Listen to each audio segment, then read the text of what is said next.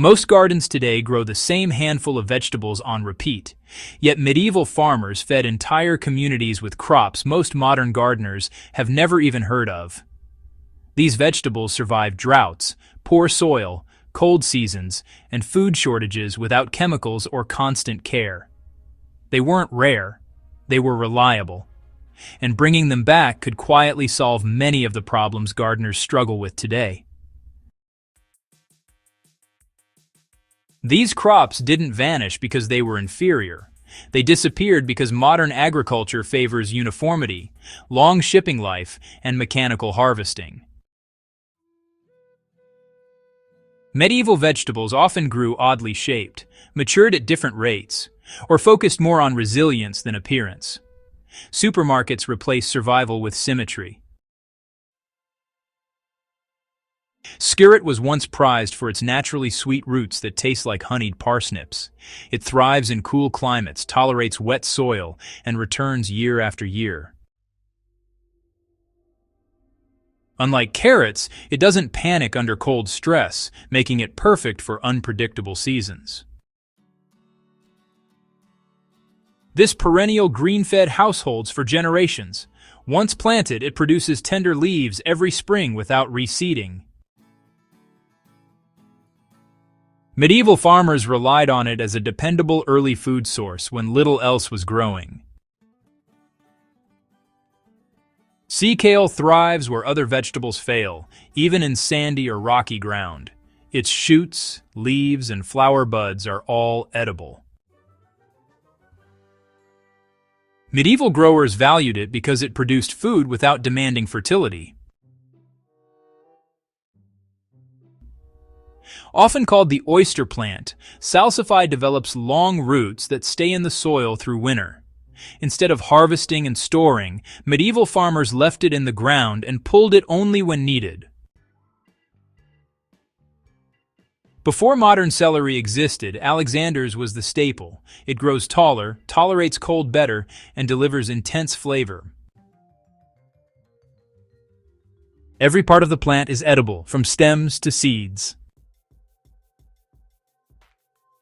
Rampion was so common it appeared in medieval literature. Its tender roots and leaves fed families across Europe. It grows quietly, requires little care, and thrives in partial shade. Auroch was grown because spinach bolts in heat. This leafy green keeps producing through warm summers and offers vibrant colors that medieval cooks valued as much as nutrition.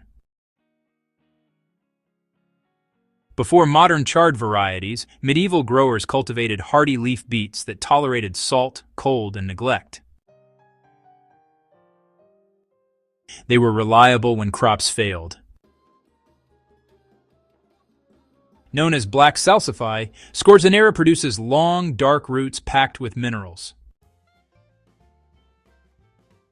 It thrives in tough soil and was valued for winter sustenance. Instead of reseeding every year, medieval farmers grew perennial leeks that divided naturally. Once planted, they expanded slowly, creating a self-renewing crop. Fat hen grows where nothing else will. It was intentionally cultivated because it self-seeds gently and provides nutrient-dense leaves without effort. This root vegetable develops a sweet, nutty flavor after cold exposure. Medieval farmers valued it as a winter delicacy long before refrigeration existed. Cardoons were grown for their thick stems, which become tender when blanched naturally by tying leaves together. They thrive in poor soil and tolerate drought. Both roots and leaves are edible, making this plant extremely efficient. Medieval growers valued crops that offered multiple harvests from one planting. Modern gardens face heat waves, erratic rainfall, soil depletion, and rising costs. These forgotten crops evolved under harsher conditions without external inputs. They are naturally aligned with resilient gardening. So, it's best to begin with one or two crops and just observe how they interact with your soil. Most of these old varieties actually require less feeding, and honestly, they tolerate mistakes a lot better than modern hybrids. Over time, you'll notice that gardens become more diverse and, well, a lot more stable. Medieval farmers, you see, never relied on just one crop.